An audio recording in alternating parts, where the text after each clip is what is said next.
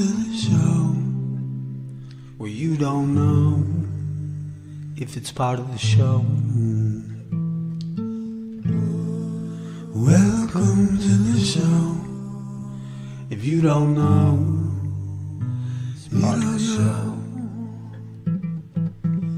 Didn't they teach you to reach for the stars while opening up the bars and keeping you chained down with mortgage bills and cars? Vaccines for your arms, kids sounding like supercharged, caffeinated hate-filled scars and rage-quit repertoires. No answers for yards, caught up in emotion that's not even yours. Imposter truths like impeccable retards, lined up for your serving of Gish Gallop and wars. No remedy can't save the lost, in love with the yarn. I'm tired of walking into refracted shards, poor science displayed by disgusting bards.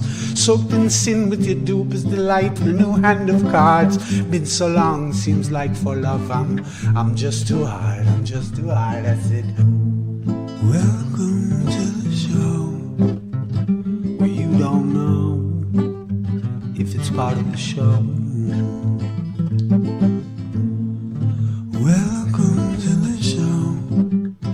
If you don't know, you don't know. Intoxicated 8 makes you believe you're spinning in space while you have no shame or grace. It's a disdainful state I used to contemplate, how to save myself from my own self-hate. Wonder why I was even made with a dreadful fate, forced to try and awake with a full plate, no one to help me stay awake or educate. I've had to liberate and fight through hidden gates, but my brother, heaven could never be late, and rockets don't work in space. It's all fake, the show is on Mars, it's a joke, but you're too far gone, it won't be long. Fepe's beak is strong. We have our song and we march along like streams of knowledge leading to God's holy pond, and lives of truth that eats the bong and sings the song, turns mankind from the wrong. We come in peace with a holy gown and all of us wearing our holy crowns. Said the earth is flat and we probably just won't get along, just to go along. I said, welcome to the show where you don't know if it's part of the show. Welcome to the show. If you don't know, you don't know.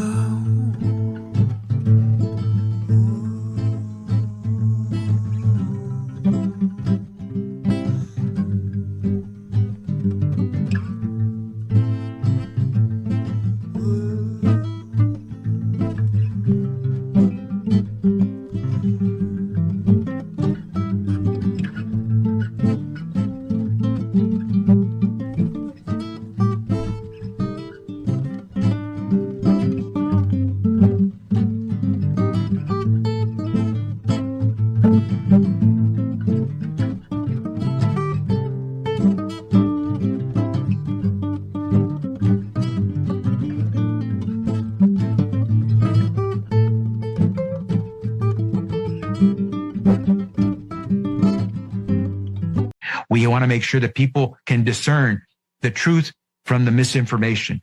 And we want to make sure that everyone understands that no one's safe till everyone's safe. No one is safe. No one is safe. No one is safe. No one is safe. No one is safe. Nobody's safe. No one is safe. Nobody is safe. This is a post 9/11 axiom. Safer, but not yet safe. No one is safe. No one is safe. No one is safe. No one is safe until everyone is safe. If the whole world isn't safe, none of us are safe. No one is safe. No one is safe. Nobody is safe. Until we're all safe. Health experts have been saying nobody is safe. Nobody is safe until everybody is safe. Nobody is safe. The science is clear. None of us are safe. There is no safety. No one is safe. No one is safe. No one is safe. No one is safe until everyone is safe. No one's safe. Nobody is safe. Nobody's safe. No one's safe. We'll never be safe until we're all safe. We are never going to be safe.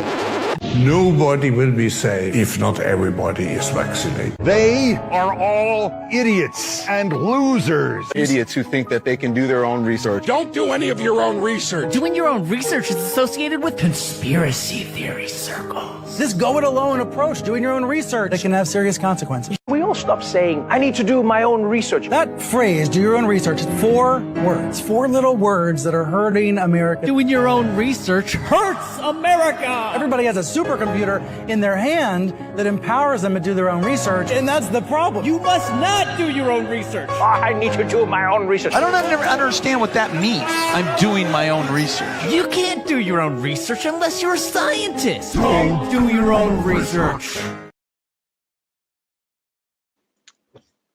Hi guys, hope you guys doing fine today. Welcome to the show. It's amazing to see all these people talking about discouraging us from doing our own research, calling us stupid when we are just trying to figure out, trying to find what the truth really is. That's all we are doing. We are here to search and seek truth. And we have to go even to places where people don't want us to go.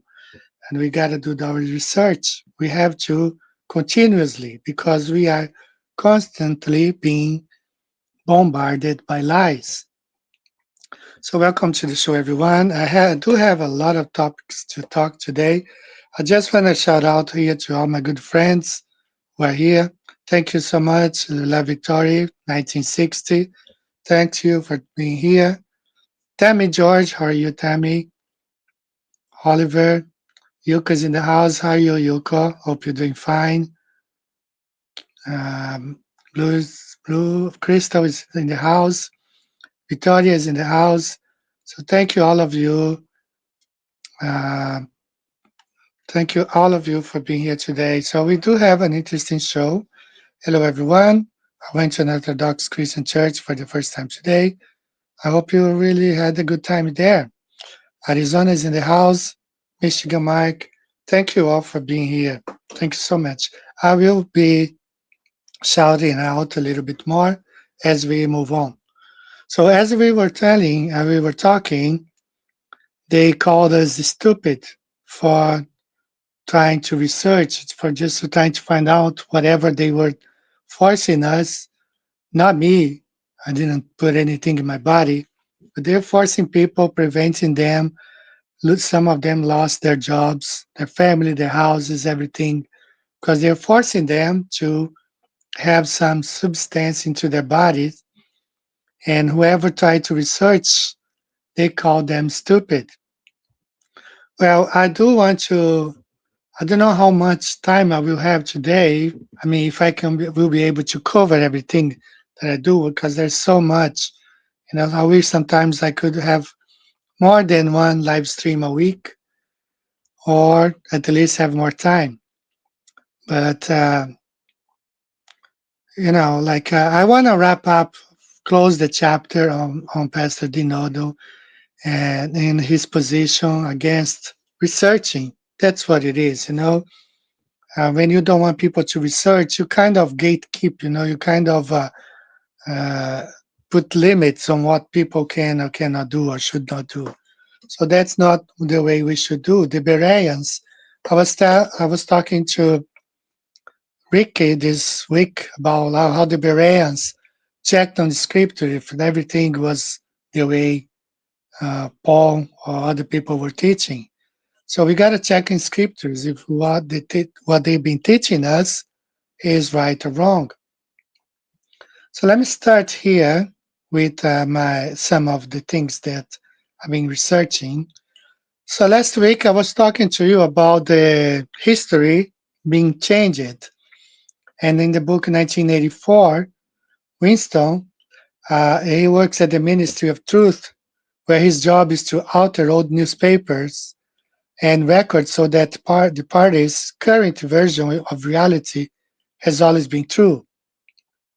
So Oceania had been at war with Eurasia ever since Winston remembers, but suddenly his job was to go back and change the past, such as if they had always been at war with East Asia and not Eurasia. So I don't know how many of you remember a guy from this channel, Red Pill Philosophy. He was on YouTube and his channel got deleted. He had over 200,000 subscribers. He was not a flat earther. But one thing made him change. He flipped it to the flat earth side. Sometime in 2018, and I know that because I researched this 2015, 16, 17. When you went to like Google or Wikipedia to find out about Auguste Picard, you could see an entry on him with his famous quote from 1931 that the Earth seemed like a flat disk with an upturned edge. That was the entry about Professor Auguste Picard on Wikipedia and Google. But something changed. Wikipedia changed that, and that guy from Red Pill Philosophy, he saw it in real life on March. See, this article was last edited on March 21st, 2018. They changed it to the first man to see the curvature of the Earth. So I remember because I was watching his show when he was ranting about how they changed it from this to this. So you see history being changed right in front of your eyes. And many times there's nothing we can do about it. They just changed history. And I told you guys last week this movie that I think Dino should watch it because it tells how in the 1800s so many things started to be changed.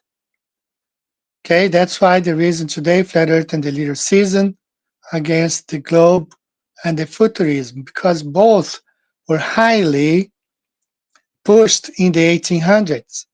Now, I do have a video in one of the compilations. There are many compilations of TikTok videos, more than 500 so far. In one of them, the person reads a book from the 1784, I guess, 1787, where they were dealing with the problem of having to change everything from flat to globe. Now, the book was not a flat earth book, it was just an almanac, but it was reporting the problems they were having at that time from having to switch from flat to globe. They were changing history in real time. And that was in the late 1700s. And from the 1800s, pushing the globe, and this, you cannot have futurism without the globe. That's what I'm saying. It's connected, one of the two, because both arose in the 1800s. Now you see here, this is a globe I've shown you before, catching fire. And here has Daniel 9:27. They base the whole futurism on the globe. You cannot separate one from the other. You can't, right? So, and last week when I was talking, I've been talking about the Pangea, the separation of the continent. It was one big continent. And I get bad comments. People call me names because I'm researching, but I'm doing my own research. I'm not stupid. You know, the guy says, well, you're stupid if you're doing your own research. No, it's the opposite. You should do your own research. And that's what I'm doing. I'm doing my own research. Now, look at this. This is I've been talking to you about this stuff here. I'm Baptist, and I started researching more about the presence of the Baptist church in Brazil, the missionaries and everything. I told you guys several weeks ago, I've been telling you, but I went further, and I got out the receipt. So the first guy here, Robert Porter Thomas, arrived in Brazil in 1871, Baptist minister. He helped establish the first Baptist church in Santa Barbara and in Brazil. He also founded the George Washington Lodge, right there. He opened the church and founded a lodge at the same time, confirmed. You have this other here, all missionaries to Brazil arrived in Brazil, 1870s, Baptist missionary, organized the Second Baptist Church, presided over the ordination of Antonio Teixeira de Albuquerque, the first Brazilian Baptist pastor, in a Masonic lodge, in the same lodge that this guy here founded. Confirmed, identifies a Freemason. This other guy here is a Jewish-born Baptist missionary, worked with the Richmond Foreign Mission Board, extensive Masonic activity in Brazil, known lodges. He even founded a lodge with his own name when he was alive. So you see here, these people, you learn like, oh, you're sending missionaries to Brazil. Those people are selected. Now today, I see the board of Richmond. They selected the Freemasons to go as missionaries. You see here all of them. These are only the Baptists. Okay, all of them arrive in Brazil as missionaries, non-Freemasons. Those are only the Baptists. And now you have the other denominations. You have the Methodists, you have the Presbyterians, you have more Baptists here. And you have the Pentecostals too, arriving, all non-Freemasons in the 1800s, bringing this dispensationalism teaching along with them, all of them, because there's a big connection. And I know some of you hate to hear that, but there's a big connection between dispensationalism, futurism, and Freemasonry. And that's what I'm trying to show you guys. I've been trying to do this for several weeks. I lost Patreons. I was been calling names. That all I'm doing is like to show that there is a connection. So this guy here, Joseph Size, he wrote a book called A Miracle in Stone. He was not a Baptist, not religious, just he wrote this book.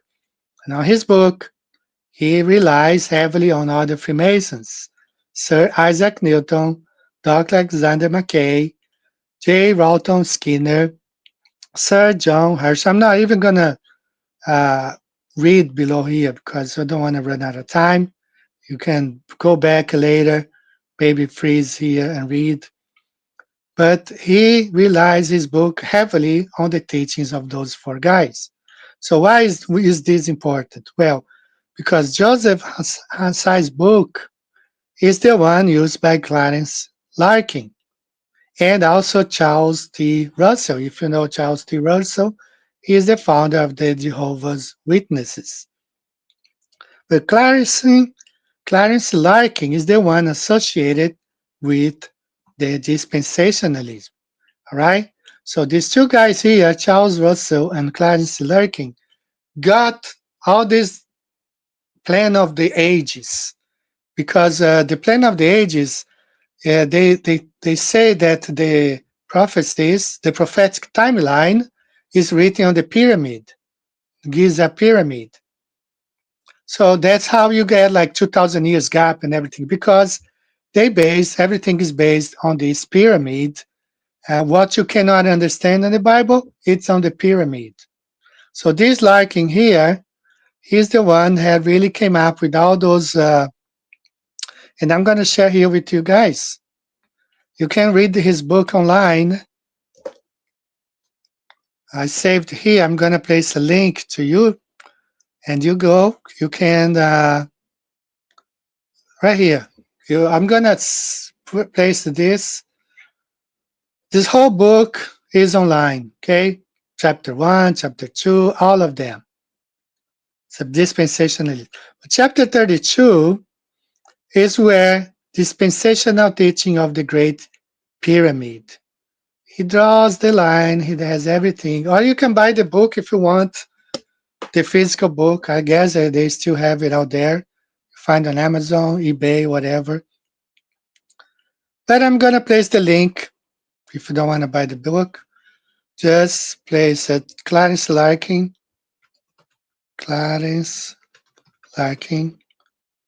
book. And here's the link for you if you want to read. I told you I'm doing my own research, even though I'm told you not to do so, but I'm doing my own research.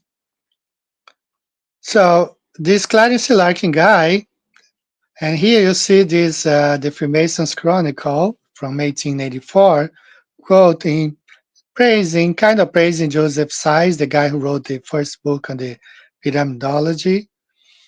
And Clarice Larkin heavily uh, uses pyramidology for this dispensational truth. And from this book, all other guys, all other, up to today, all those big dispensationalist guy realize a lot on his dispensational truth and stuff like that. So that's what I've been saying. That from this, they spread all those missionaries to South America, Latin America, Brazil. A lot of them, I'm not going to say 100% of them, but all of them who really have decision power, they were the Freemasons. And that's what you get with dispensationalism. I know it's hard to hear because I've been with this for a long time, believed all that stuff. And, look, this is from, I'm still working on the Adventist Church, but this is recent, 2019, what the Adventists did in Brazil.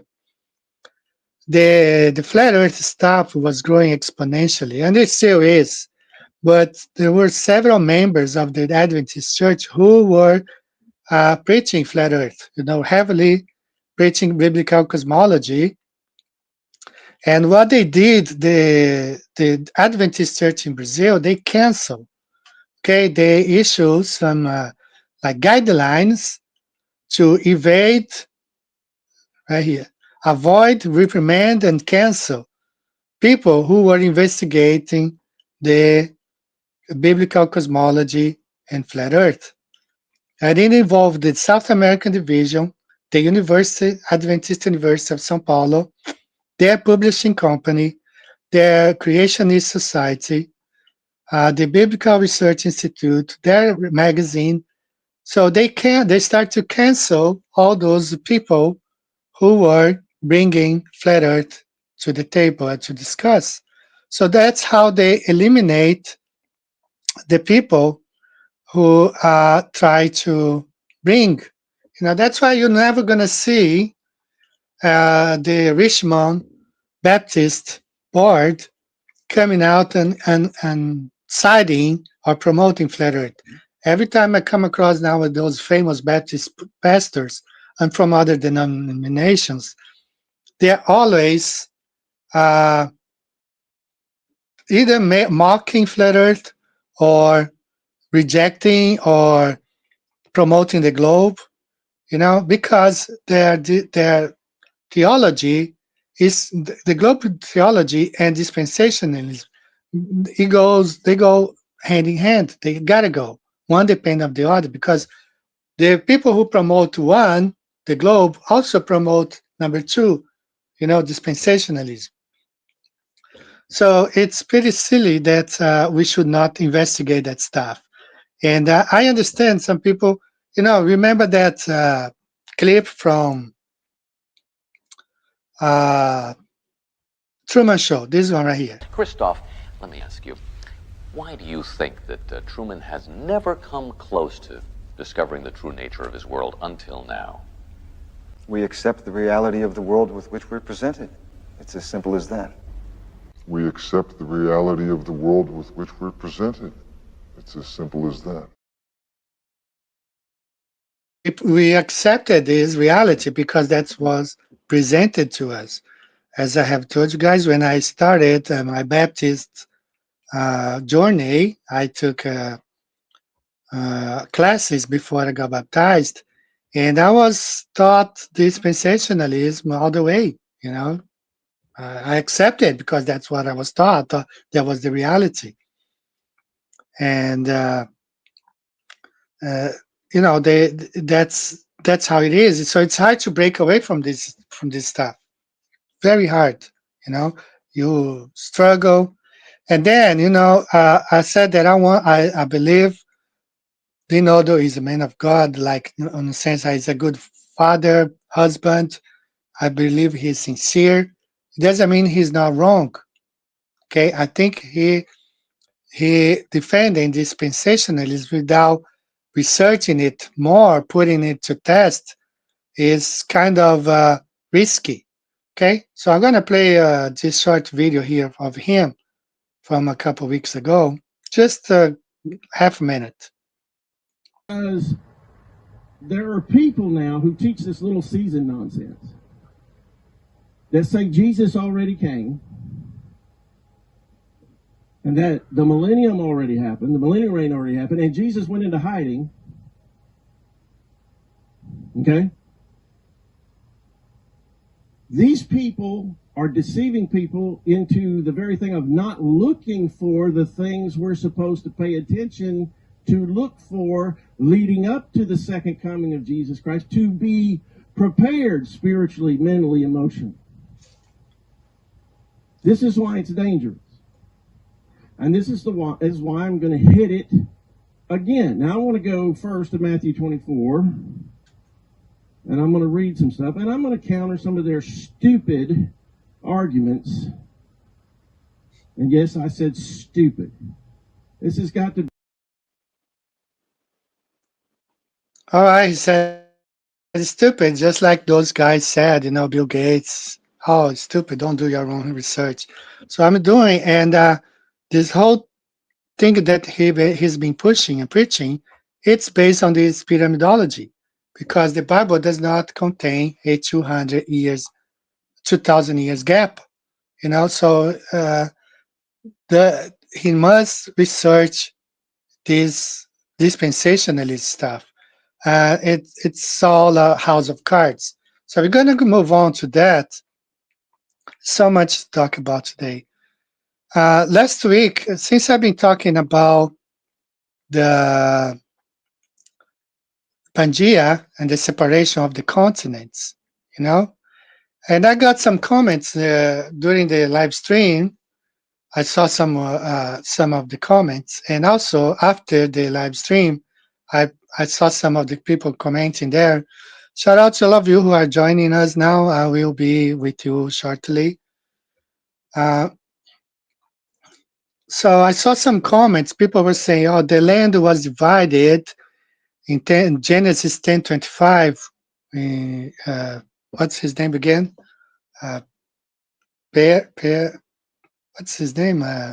Peleg, in the days of Peleg. Okay, so I've been listening this for like 2 or 3 weeks. People say, "No, the land was divided in the days of Peleg." So I had to research because, as I said, I went to Baptist school and baptism school. I never heard of that stuff. So what did I hear?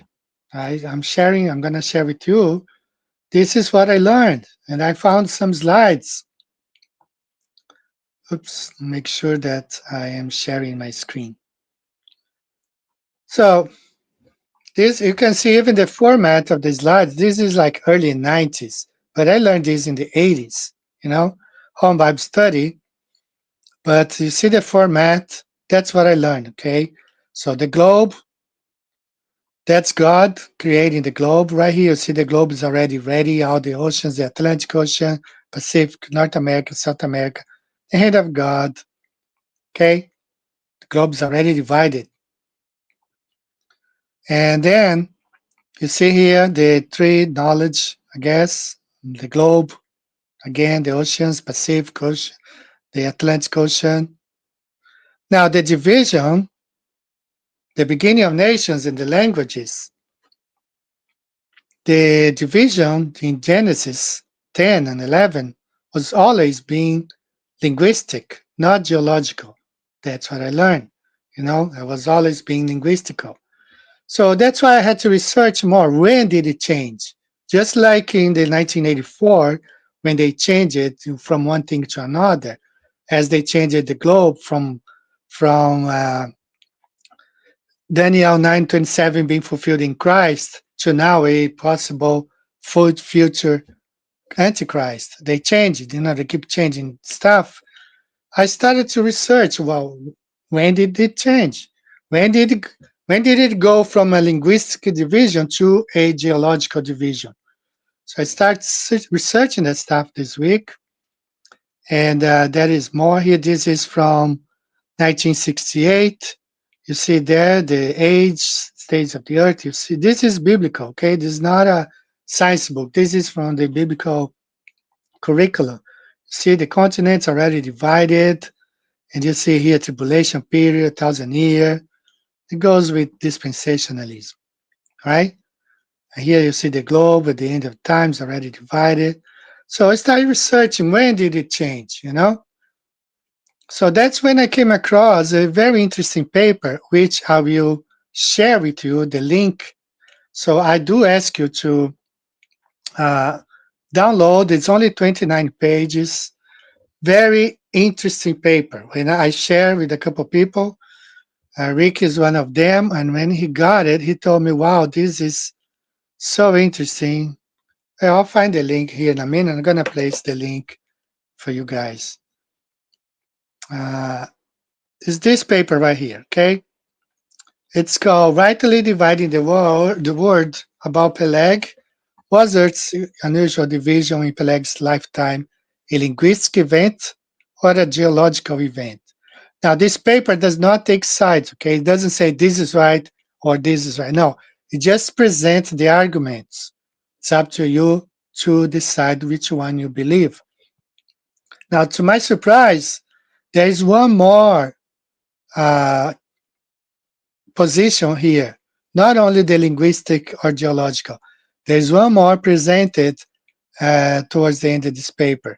So this paper was written John D. Morris, MS, PhD, President, Institute for Creation Research, and James J. Scofield Johnson, TH, Doctor in Theology, ICI, School of Biblical Apologetics. So these are the three words in Hebrew that's translated as divided. So I'm gonna find the link placed in the chat. You download, read it, and we can go back and talk about this stuff. But I'm gonna state my position why I think that this really means that this division does not mean a geological division of the continents, but a linguistic one. And I will state my position here. This paper, when talks about the linguistic, it mentions the Septuagint. The word divided in the Septuagint was translated as they scattered abroad. So that's what I understand as well. That's what we have in the Portuguese Bible, you know. But some people say, no, the Hebrew Bible is what matters. So you have the paper, you read and get to your own conclusions. But I'm going to present why I think it was a linguistic division and not a cosmological division. So when my grandfather passed away, he had a big chunk of land. He divided the land. I mean, the land was divided after he passed away into 5 parts for 5 children. So this is my example that I requested ChatGPT to create a slide. When a father or grandfather dies, his land is divided among his children. Son number 1, son number 2, son number 3, son number 4. Son number 5, the land was divided among the 5 brothers. The land itself did not split apart. The division was of ownership, inheritance, and territory, not a physical tearing of the land. So when Noah and his descendant, the earth was divided, like Europe, one side, you people go over there, the Europeans, and then the Shemites went the other to Africa, the other to Asia. So the 3 sons of the Noah was divided into those 3 places on earth. So there was a linguistic and perhaps racial division, not necessarily the continents split apart. So why not? Well, that's my point right here. They already had cities, right? 100 years. This is 100 years after the flood when Peleg was born. And that's when they divided the language, you know, between 101 after the flood. By this time here, when Abraham was called, in the space of 200 years, I guess, the land was divided. But not the continents, it was the people. They went two different parts of the world. So why I stick with this position? I'm not convinced that it was a geological division, but a linguistical. We already had those cities, all right? Babel, Erech, or Uruk, Akkad, Calneh, Nineveh, Rehoboth, Kalat, Resen. So imagine if we had a geological division. What would happen if a superland mass rapidly separated into 7 continents? Well, there would be mega rupture. Thousands of kilometers of the Earth would fracture and move with enormous force. Ocean basin formation. New ocean basins would open as the crust pulls apart, creating vast underwater valleys. Massive water displacement. Catastrophic tsunamis. All those cities that had been built would have been destroyed. Extreme volcanism. Landslides, coastal collapse, destruction of settlements, peoples forced to migrate again if they survived, atmospheric effects, climate disruption, so many things. The Chilean earthquake of 1960, which was a 9.5, had so much impact over the world. A lot of things happened. Imagine all the continents splitting apart and not a single word in the Bible about all these catastrophic events that follow immediately. This would be bigger, even bigger, in my opinion, than the flood itself. You know, all these would be way bigger. So if the geological interpretation requires a rapid continental separation during Peleg's lifetime, what physical mechanism could produce it, and what would be the expected geological and hydrological consequences? So we would have continental land mass, enormous new oceans, enormous displacement of water, catastrophic tsunamis, existing settlements devastated. All the cities they had built would be totally devastated. And whoever survived would have to migrate again to where? You know, there would be chaos everywhere. So that's why I stand with the linguistic division and not a geological division. But I'm going to paste the paper, you read, you get to your own conclusion. Do your own research. That's what I'm saying. I'm encouraging you to do, not telling like, some other people say, oh, you're stupid if you research that stuff. No, do your own research. I understand that I studied this like 30 years ago. We have 3 kinds of earthquakes. We have the strike slip fault right here, go side to side.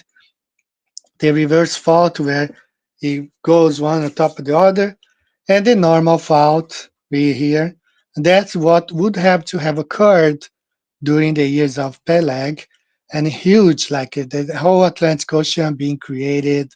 So no settlement, no city would survive such a devastation. It would be incredibly, incredibly devastating. So that's why I'm sticking with the separation of the language.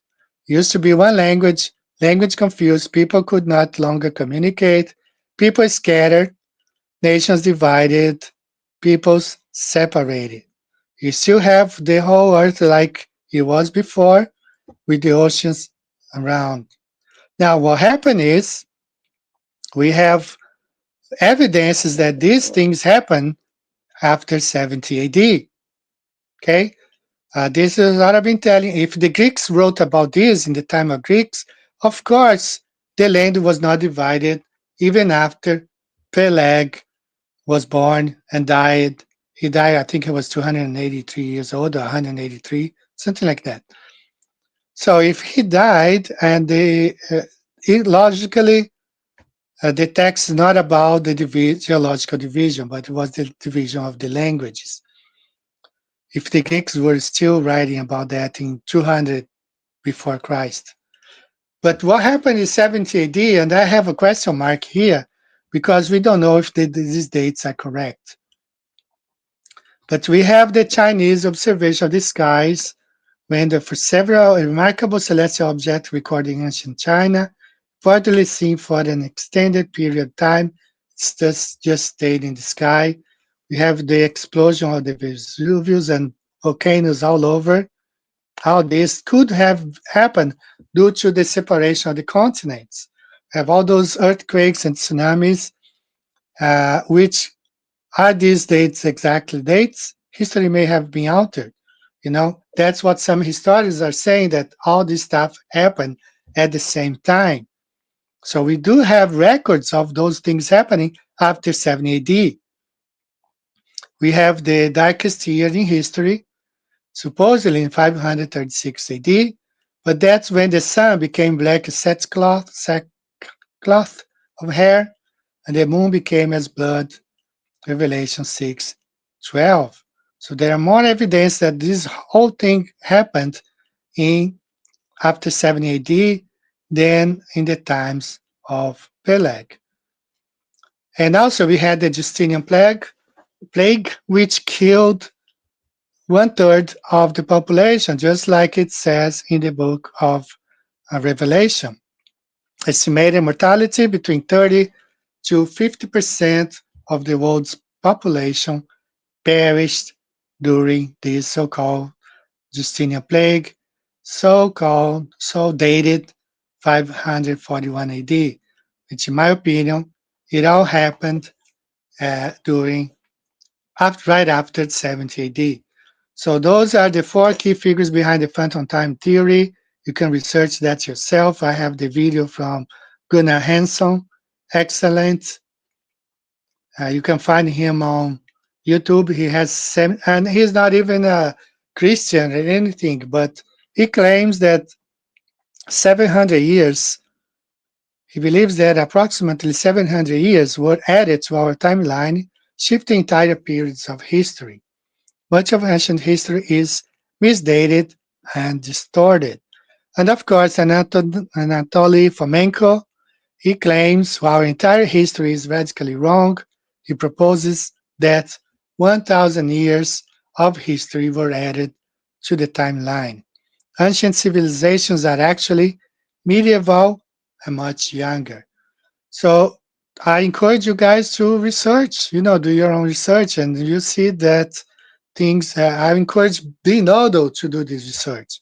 They are hiding 1,000 years. 1,000 years the reign of Christ is being hidden. Impossible to find when you have Freemasons running the Richmond Baptist board, all the main churches, all the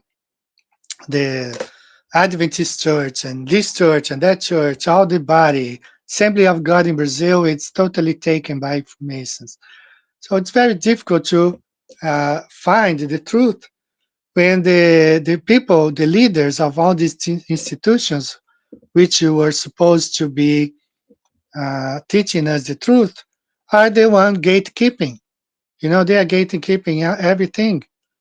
So we don't really have any possibility of finding the truth, because all those leaders, they are the gatekeepers. Just trying to find that document on the PDF. I do have it here, guys. Just a second. I think it was last year, I guess. Let's see, last weekend. I don't know where it is, but right here. I think I found it. Yeah, I found it. So, guys, I will share this in the chat. This is the linguistic or geological Peleg's years. So you read, and then you figure out by yourself. If you think this division was geological, or if the division was linguistic, or if they present a third option there. Okay, I'm not going to tell you. You can just read them. All right, so I'm going to play the first song, catch up a little bit with the chat, and then we'll come back, because I do want to talk about and wrap up this whole they know the thing, once and for all, right? So let me play a song here. Glober's favorite, North Pole. Let's play this song.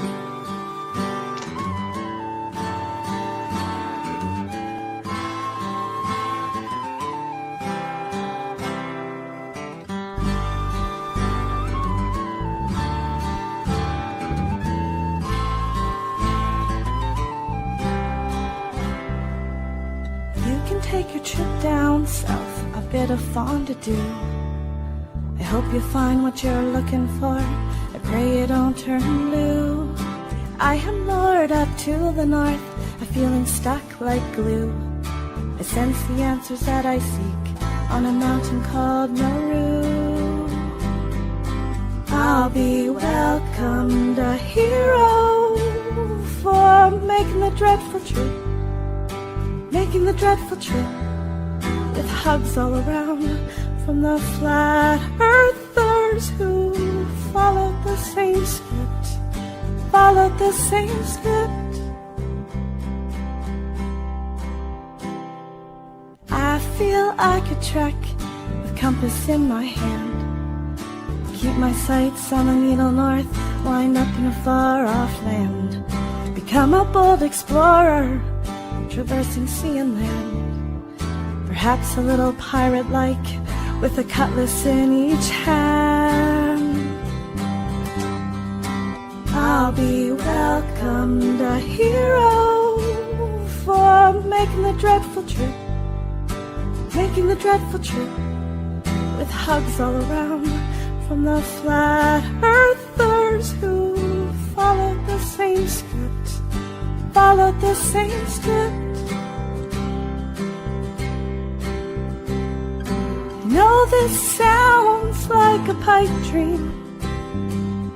Maybe I've lost my grip. Maybe this is a call to someone with a ship. Perhaps it's just a shout out to all the dreamers.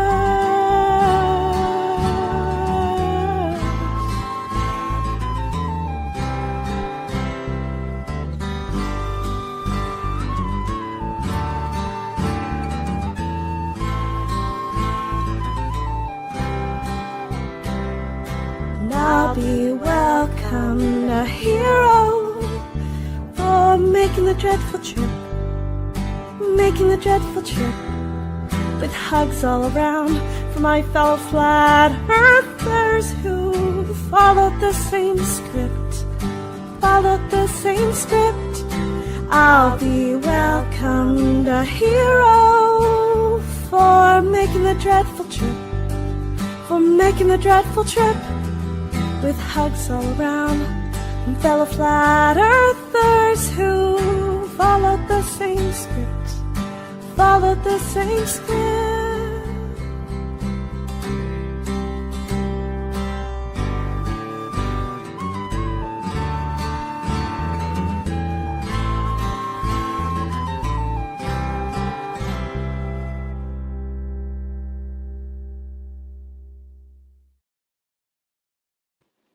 All right, guys, we're back here. Couple shout outs here. Daisy, are you Daisy? Hey, Christian, everyone. It's quite nice, interesting topic, Eddie. Yeah, last week was kind of crazy. I wasn't really paying much attention on the chat because I don't have much time. See, it's been 48 minutes already, so that means that I only have another what? I finished in 90 minutes. I got like 40 more minutes to go, and there was a lot of discussion in the chat, and shout out to all of you. I like you, all of you guys. Matthew Hakim was here, Freemason Trash was there, and they were having an argument with each other. And I sided with Freemason Trash on the subject of about Mike Smith from Saskatoon, I guess, Canada. He's a nice guy. All of you guys are very nice. What I mean, is like, are they Freemasons? I don't know. I don't think Matthew Hakim is a Freemason. He already told me several times that he's not. So I was never against him, in person. What I said, when I will say it again, I am against engaging with Globers because they are hired. Mactoon, Science Mandan, or Friday Flat Earth, those guys, no matter what, they are hired to defend the globe. So it's a waste of time to engage with these people. You only give them material so they can use against Flat Earth and against us. So don't engage with them. That's what I said. Don't engage. I whether they are Freemasons or not, I don't know. But my word to every Flat Earth: don't engage with these people. They use their own people. They use people who pretend to be Flat Earthers. On their show. But don't engage with them. Don't give them the time of the day. That's all I'm saying, and I side with Freemason trash on that. Okay. Shout out to Dawn. No, I know you. I saw here you are not feeling well, but thanks for being here. I do pay attention when you are around. I like to hear what you have to say. So let's move on now to the unpleasant part because I don't want to talk about this. But I want to close the chapter on this whole Dinodo stuff. He is a pastor. He's gonna be even way more responsible than most of us because he is the leader. So he has to research more what he teaches. Way than I'm just I'm not even a member of the church right now, but I'm researching more. Then he should research more of this. Uh, Dispensationalism stuff. Before he placed all his. Uh, thank you, thanks, brother. Thank you. Long time, 10 years. Thank you. Uh, if he's teaching dispensationalism, he has placed all his hope, everything on this, like putting all your eggs in one basket. But the more you research, as I've been researching dispensationalism, the more connections with Freemasonry I find. Too many connections with Freemasonry. And all the pastors, all those leaders, they all reject the flat earth. They don't want to talk about flat earth or the cosmology, biblical cosmology, because that's exposed more of their lies. So they don't want. So let's go ahead and get started here with this denodo stuff. Close these windows. You don't need that. You don't need this. And I don't need this. All right. So here's denodo trying to find the verses like thou shalt build a third temple. And then the 2,000 years gap was created. He who testifies to these things says, surely I am coming after the third temple is built and after 2,000 years. Of course, this is not what the Bible says. Jesus said he was coming in that generation. Again, how they change history here that I'm saying, highlighting to you, and how they came from having the 70 weeks of Daniel fulfilled in Christ up to the very last 1700 years. This guy, he wrote an excellent, it's like a 10-volume Bible commentary, and he's respected. Many pastors have his books. Daniel's 70 weeks were accomplished in the time of Christ and the apostles. All of them had the same opinion. But in the 1800s, just like in the book 1984, history was changing. This is the Coptic Church of Egypt, which still maintains that the 70 weeks of Daniel were fulfilled in Christ. There's no 2,000 years gap. They are persecuted up to today. And I can't believe, like Dinodo would say, those people are not Christians. They don't know what they're talking about. That dispensationalism is the correct thing, I don't understand. Here you see how they bomb their church, they kill their families, they kill members. family in New Cairo was found dead in their car. The suspects now arrested, all because they were Copt Christians. They believe the same thing that I'm saying, that 70 weeks of Daniel was fulfilled in Christ. So it's hard for me to hear, those saying these people don't know what they're talking about. All these guys here predicted the coming of Christ. Chuck Smith, Pat Robertson, Hal Lindsey, Edgar Weisnet, Peter Ruckman, all relies on that Clarence Larkin plan of the ages based on the pyramids. Edgar Weisenat, Harold Camping, George Cole, Lucius Sumrall, Jerry Falwell, Lee Jung-rin from Korea. And I want to talk about this Jerry Falwell here. And some of you might remember the Y2K bug. He was selling tapes. Y2K fears prompt evangelical leader to sell $28 video. So the world was going to end after only 2 years. The best way to warn them was to sell this $28. That was a lot of money. $28 back in 1998, 1999. That was a lot of money. So let me play this video right here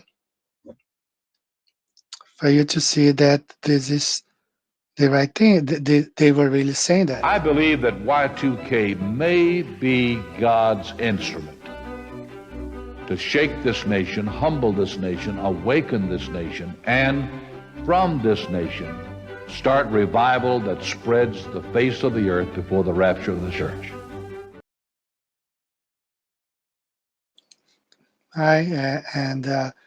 Predictions upon predictions upon predictions, and keep changing the dates, and nothing happens. Nothing happens, and everything is based on this 2,000 years gap. Share my screen again. Everything based on this 2,000 years gap. Right, $28 a tape. He sold, I don't know how many, several of them. So everything is based on this globe. Without the globe, they don't have prophecy.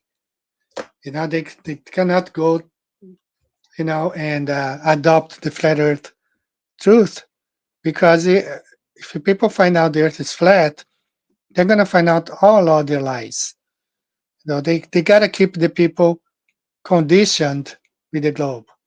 So they should know that, and he relies heavily on teachings from these people, from this very same globe, pushes those seminars. Which seminar teaches the flat Earth? Tell me one seminar, biblical seminar, Bible college, that teaches the flat Earth. None of them. None of them. So futurism is a house of cards. You remove Daniel 27, the foundation, everything falls apart. Everything falls apart. You remove this 2,000 years gap, everything falls apart. So this is a disc. This is a vinyl that I heard in Brazil. That's why this subject of futurism, dispensationalism, really gets on my nerves, because I was so deep into this stuff.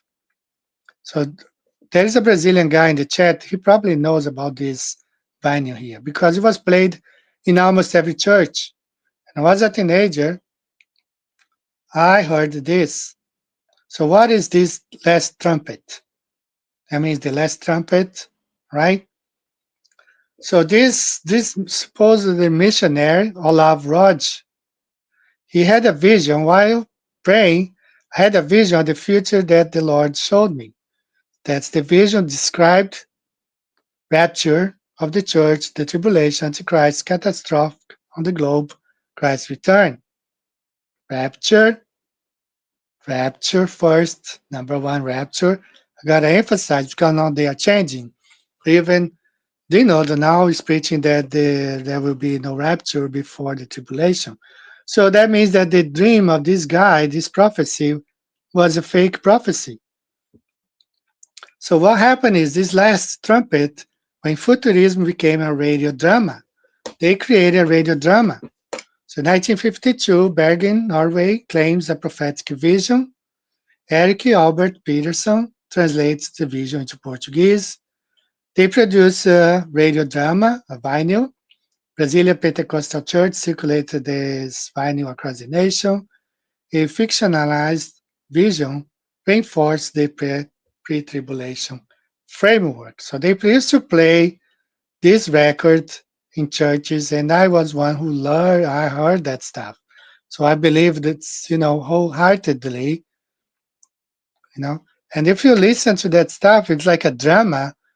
It's like watching the Left Behind movies. So that means that this guy had no vision, because even today's pastors are telling that the rapture is going to come after the tribulation. So this whole thing was a lie. He never, God did not give a false prophecy to him. So it was a lie. It was out of his own, I don't know if he was a Freemason or not. I'm starting to think that many of those people who are predicting, it's just like those fake flat earthers who make flat earth look ridiculous. I think those guys are doing the same thing. They are predicting so they can make Christianity look ridiculous, because those prophecies never come to pass. So the futurism is a fear-based deception. It's a Zionist worldview. You depend on politics and politicians to fulfill prophecy.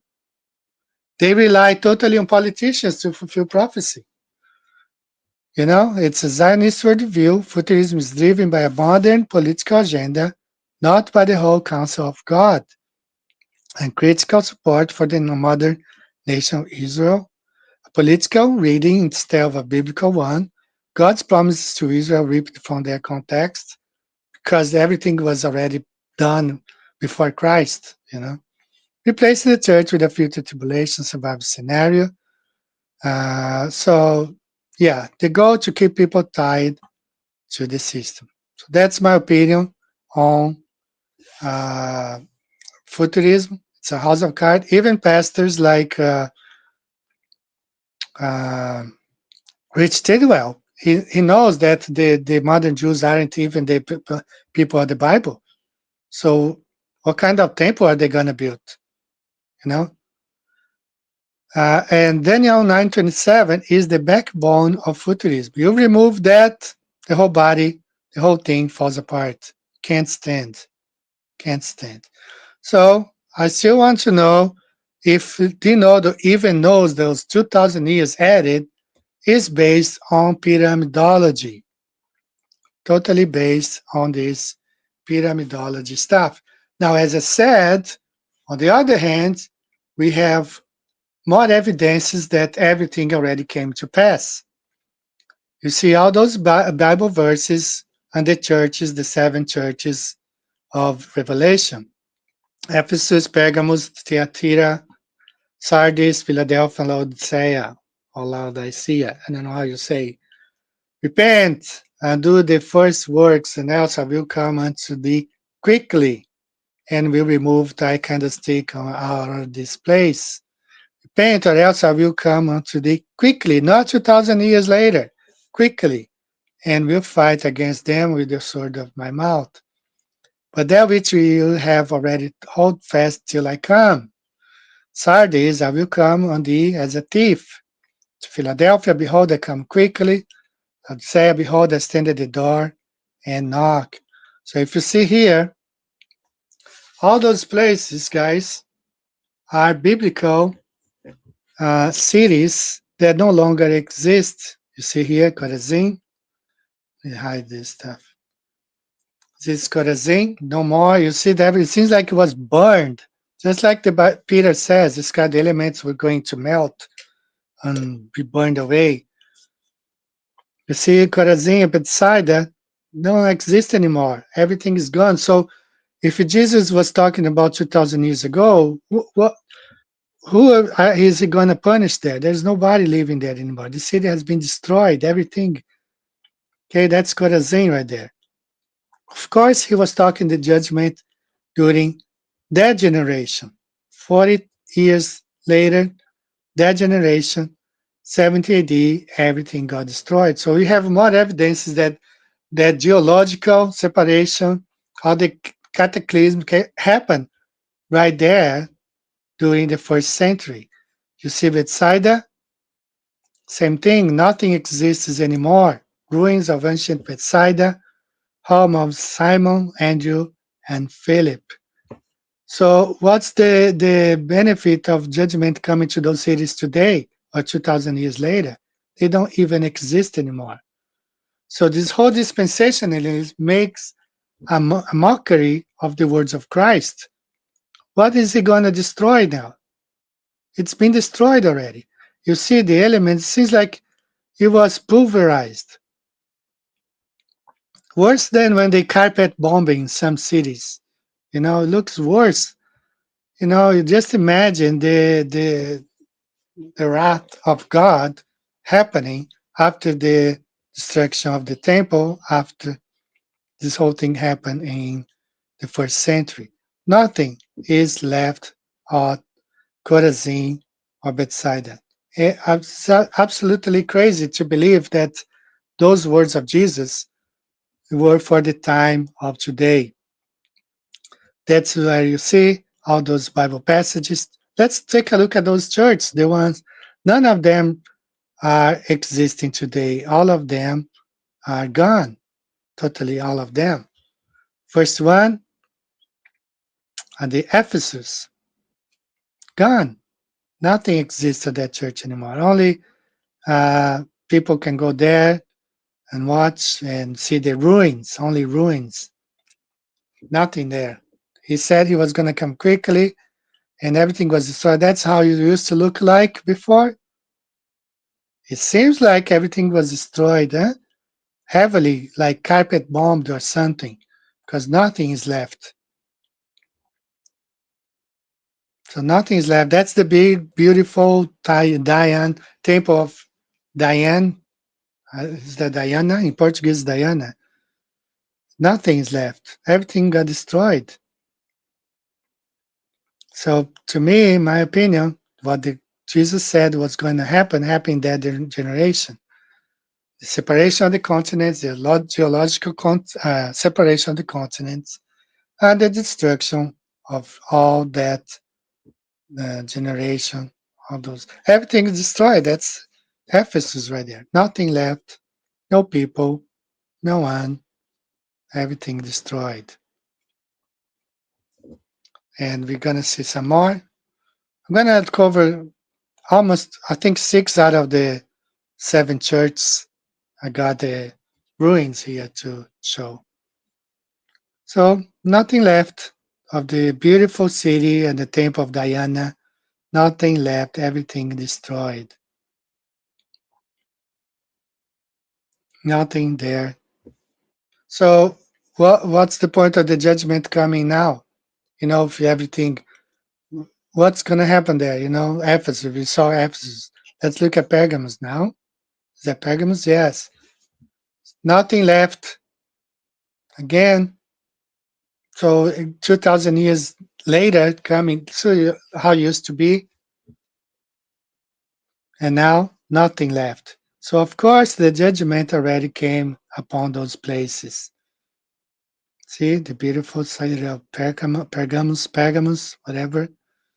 It's gone. Nothing left.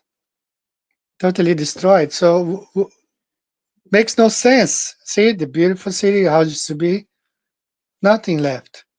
So of course, those things was destroyed in the first century, just like the prophet, just like Jesus said, "I'll come quickly," you know, and just like Peter described, the elements were going to melt and be destroyed by fire.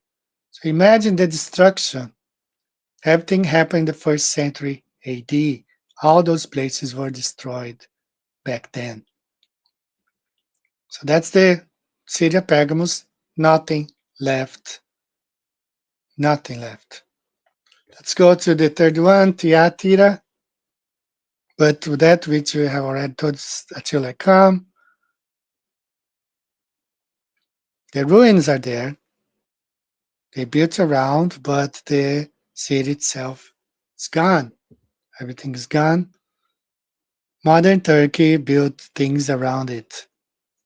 But what's the point of that prophecy? It makes the whole book of Revelation pointless.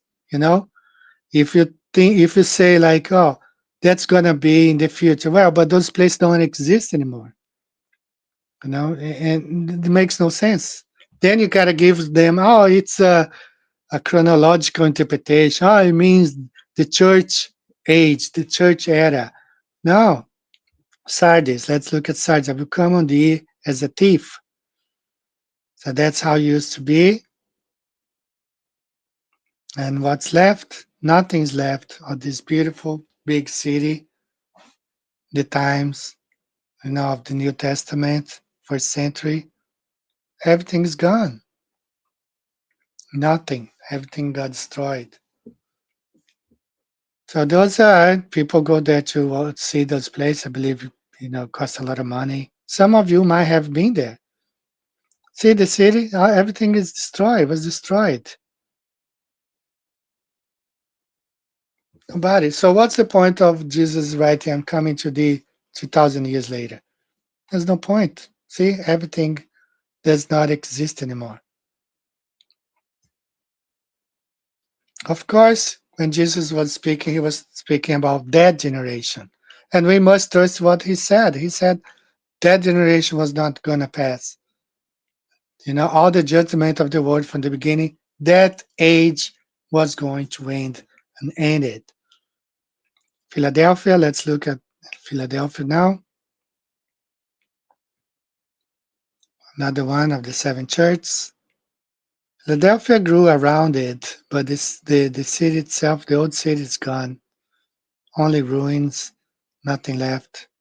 So the destruction was so big, it's like, it had to be from the sky, from the heavens, to destroy all those cities.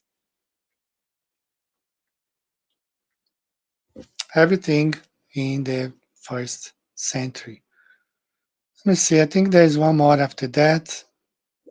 Then I'll go back to the chat. But nothing is left from those places. Laodicea, behold, I stand at the door and knock. And that's what remained. Nothing remains of Laodicea. Nothing. So again, looks like it was carpet bombed, totally destroyed. Fire and the elements melted, just like it's described. This is how it used to be. Beautiful city, those water places for you to bath. Nothing left. Everything got destroyed and buried. Most of them are buried. You gotta dig them out. From this to that, nothing left. Right? So I'm researching. I'm not gonna be like those guys say, "Oh, don't do your own search." No, I'm researching, and I came to the conclusion that all those things are past. They are in the past. Do I have answers? Do I have answers for everything? No, because I'm still researching. And but dispensationalism definitely is not biblical. It has a lot of connection with the Freemasons, a lot, way more than I expected to find out. All those missionaries in Brazil, it's like they were selecting, oh, you open the church and the lodge. Then the other ones come, you have two missions. Those missionaries, they were sent with two missions, to convert people and to establish a base there and to influence the politicians and create, it's a mess, that stuff. All right, let me play another song and then we'll be back for comments. I'm going to play a little season song. I'm going to play one by my brother Rick.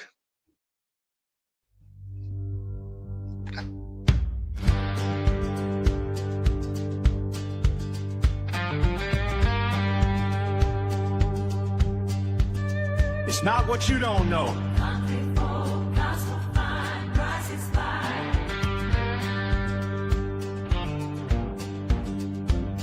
It starts when you're just a tot, learning life from a screen you got. Cartoon to space and dinosaurs before they send you out the door.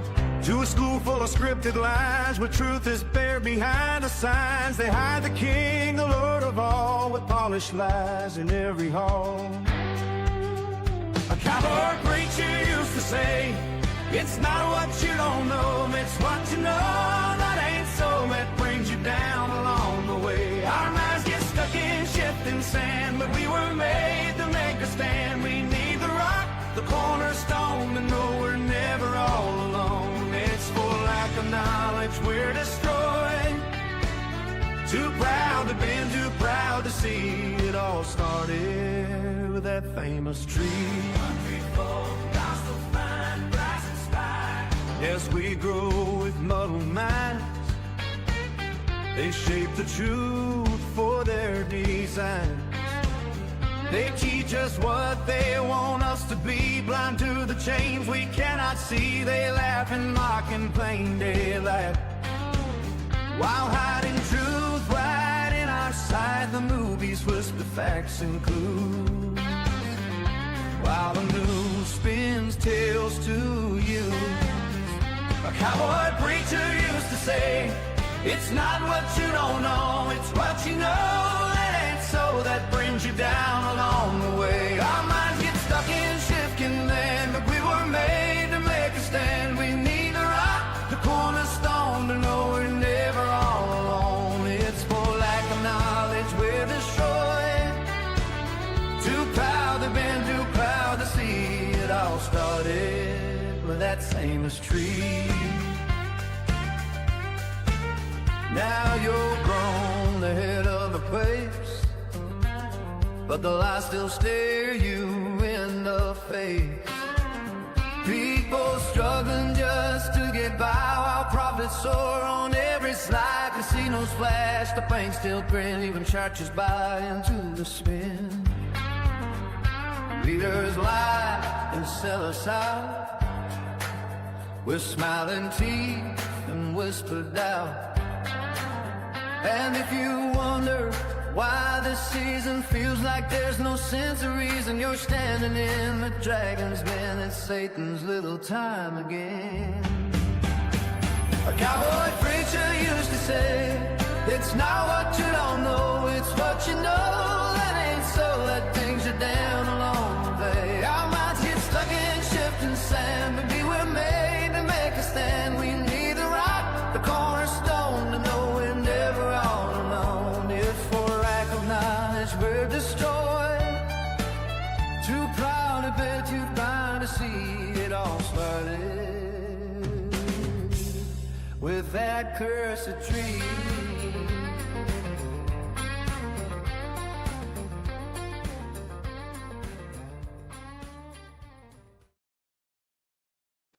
Important message there from Rick Hinckley. It's not what you know, and what you don't. It's not what you don't know. It's what you know that ain't so.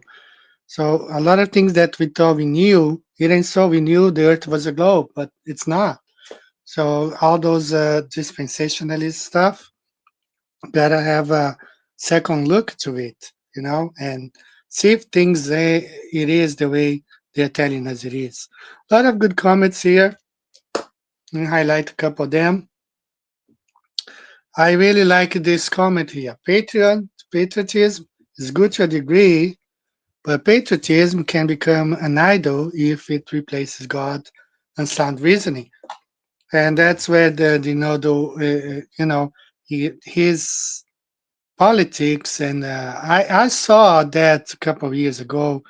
There is Christianity and there is his nationalism. Let's call it nationalism. America first, close the borders, a Republican president.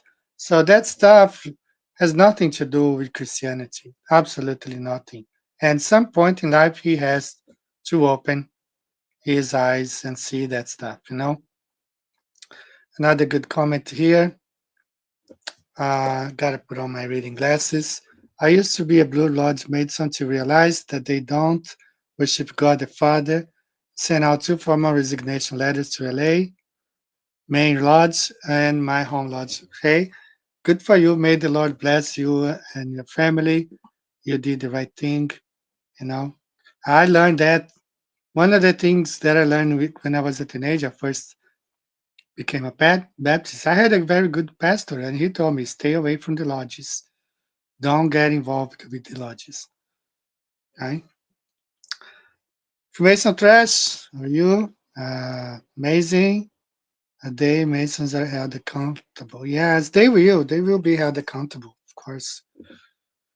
A couple more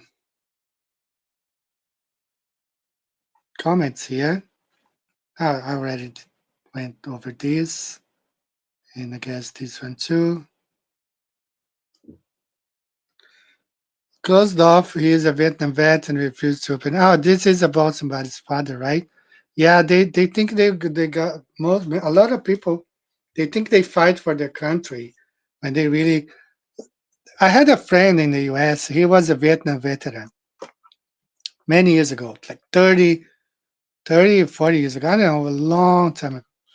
He told me, Eddie, he went to Vietnam. He fought in Vietnam. He told me, man, we didn't fight for our country. We fought for Coca-Cola and Pepsi. And, that's what he told me. And I was new to that stuff. I was like, what? Yeah, he told me, yeah, we fought for Coca-Cola and Pepsi, not for the country. So, so I got my mother on board with the little season, though my dad is highly resistant to it. So still researching. Your little season is today, still researching. Let's keep on researching, still see what the truth is. We are now believing that we are living the area after Satan was released. Hi, another one here, Victoria. Says, thanks for being here, Victoria, because it's like 4 a.m. in Sweden. The other accuses us of not preparing. We're speaking out, sharing the truth more than anyone. Flat Earth and the little seasoner, we're always speaking up. We are all the time. And another thing that turned me off about Dinodo, he has the sky, what's the name? Sky something there. Skyfall. He could be an excellent star, but he brings like QAnon people. And then that Ballworth pastor there, Greg, whatever his last name is. Okay, that's like you are awake, but you bring all these people here who are in the system. So that's why I have a I don't understand. He's sending like mixed messages. You can't those you cannot rely on those people anymore. You can't. Last one here. There are many flat earthers here in Brazil. The movement has grown significantly in recent years. The truth is coming to light day by day. The deception is being done. Yes, flat Earth opens up and definitely. It's just, in my opinion, little season right after flat Earth. This is the biggest. Flat Earth is the biggest thing that being hidden from humanity. And in my opinion, after that, the little season, which is even greater. Everyone since the 1500s. And this week I researched for more maps, more stuff from the before 1500s you cannot find. Just like in the hagiography document says, those maps are in the Vatican. And we have no way to go and get them. They have maps even from before the flood. They have in the Vatican. And all the true maps, everything they have in the Vatican, we will not know. And they've been pushing, hiding the Millennium Kingdom. And of course, you know, say, where is this evidence? Well, it's a spiritual kingdom. Jesus reigned spiritually And there was many benefits. There was healing places and modern technology, and everything was destroyed. Got destroyed. All right, guys, let me see here. What else? Okay, let me check some more comments here. Good evening, Eddie. I'm a patriot if the flat earth thinks that's how God created our temporary home. Yeah. So we know our accounts, but what the problem is, they're sending people to war, and it's okay to defend. You defend your nation. It's coming, some people, but nowadays it's so hard to know if the enemy is really the enemy because they all work together. Like when I say the communists, you guys know what I mean. Because the communists were created by a select group of people, and they have their influence both on the right and on the left. So they just bring people together to destroy themselves so they can reign of them. And that's what they're going to end up doing, in the near future. And, but they control both sides. They've been controlling. So, and even some of the wars, some people were saying like the Second World War, when they ended the Second War, they were celebrating together. Like the week after that, Germans and English people and some other people, they were celebrating on the streets together. It's like nothing had happened, And I don't know if you guys know, I have one of my books that we teach. There's the story of the First World War. There was a truce between Germany and the British and the French, and they were having war, and then the Germans were singing Christmas carols, and the British heard, and they have a truce. They didn't really want to go to war, to fight each other, but the commanders or the people on top, they wanted them to fight. But they didn't want to fight. It's a beautiful story. There's even a commercial.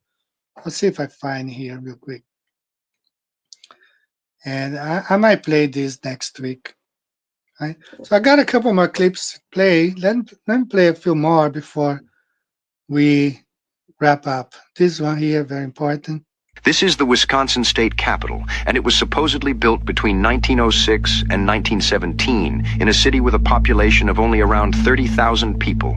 Think about that, 30,000 people, a small Midwestern city surrounded by farms. Yet somehow they constructed one of the most elaborate government buildings in the United States. The building contains stone from 6 different countries, more than 40 different types of stone, marble from Europe, granite from around the world, materials that had to be quarried, transported, carved, and assembled more than a century ago. And then there's the dome, the only granite dome on any state capitol building in America, a structure so massive it contains roughly 2,500 tons of steel. According to history, all of that was lifted into place in the early 1900s, but the building itself raises even more questions. Walk inside.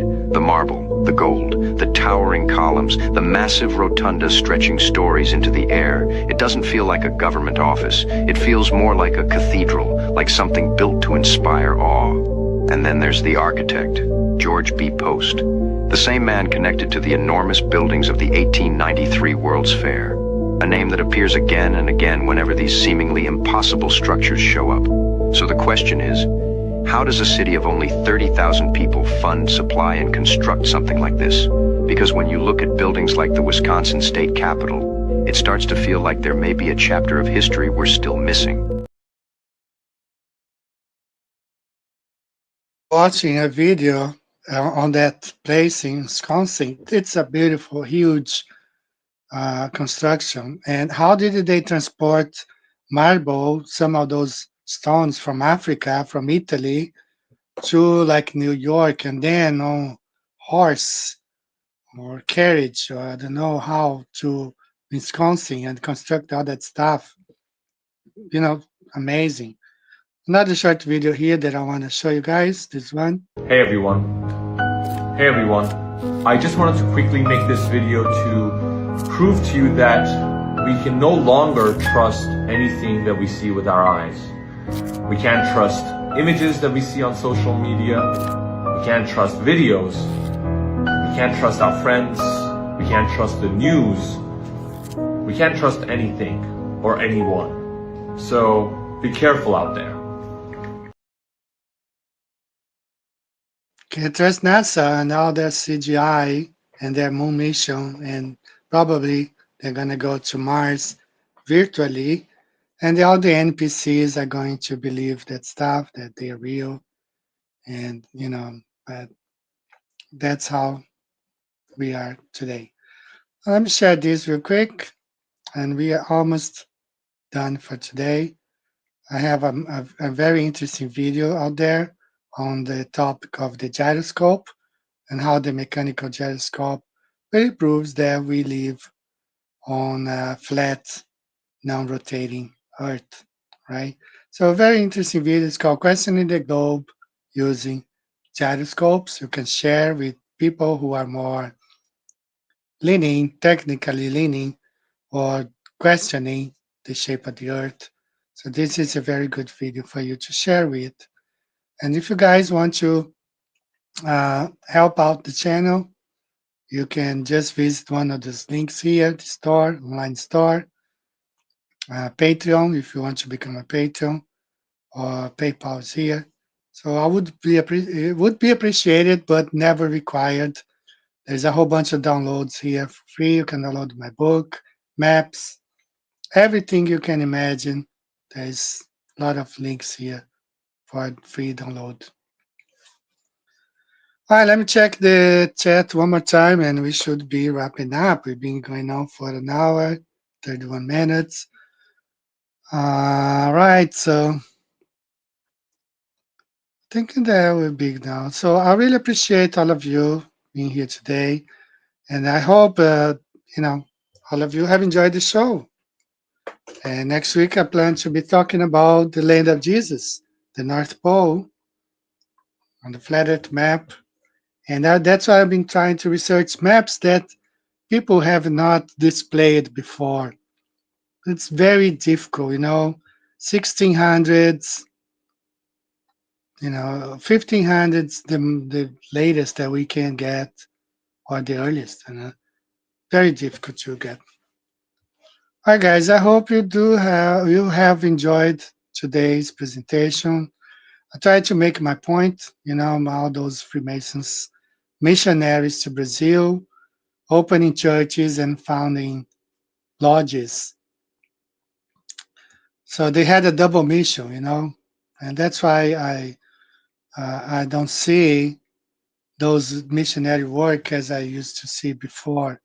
There's a lot of surveying the land and conspiring and creating cells there that could eventually help politically, not spiritually, nothing to do with Christianity at all politically motivated. So I think that's all for today, guys. I appreciate all of you being here. Thank you so much. Looking forward to being here again next week. I plan to be talking about the North Pole, the land of Jesus, and let's explore that part. And something that the Freemasons, the Jesuits, the Catholic Church try to hide, and they own history. They manipulate the books, and of course they change everything. And they only publish the things that they want us to believe. All right, so thanks again, guys. See you next week. All right, take care. Bye-bye.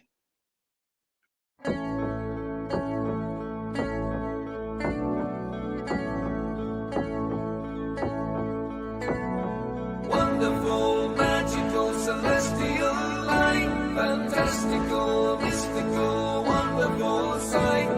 Belgian Swiss physicist Auguste Piccard, 1931, first to reach for the stars, was the first to explore the air view stratospherius, a scientist curious to see what was there. An aluminium black ball on a helium balloon, hydrogen with photos and instruments, sailed towards the moon, rose in just half an hour, 52,000 feet, 10 miles up, 10 temperature, up a dead drop in heat and cold, but disproving gravity. Wonderful, mystical, beautiful sight, flat line separation of black from blue light, a world run by deceivers, false make-believers, hiding in shadows, stealing our light.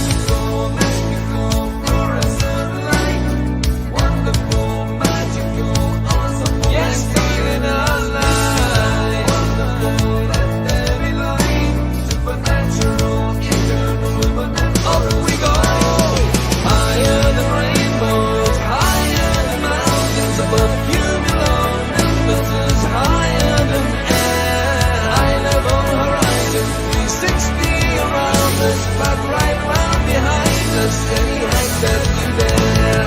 The sun and the moon both revolve above around us, to forever short time pass intelligently there. You'll never beat us, you'll never defeat us, no more you deceive us, keep through you like air. Kipper and Picard were the first ever known to reach up there. Divine luminescent light, mystical, wonderful, celestial light. So what was their eternal testimony? What did they report back to humanity? Said it seemed like a flat disk far as eyes can see, with an upturned edge fading into infinity.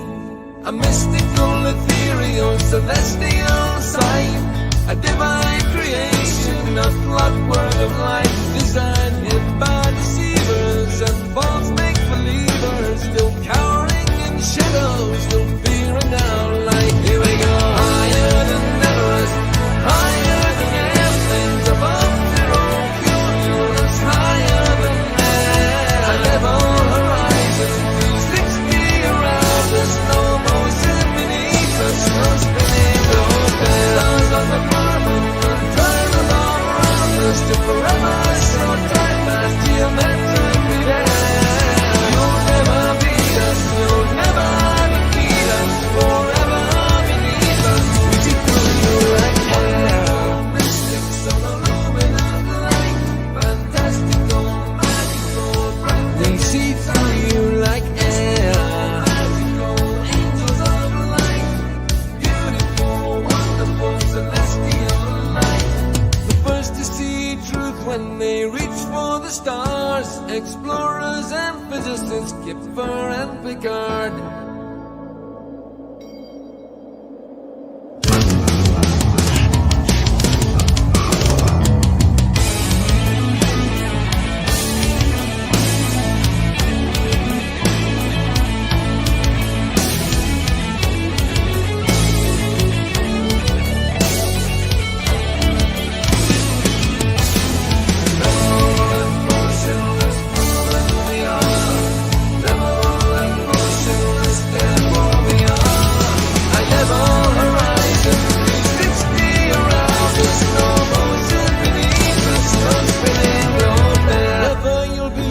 Never you'll defeat us, forever beneath us, we see through you like air.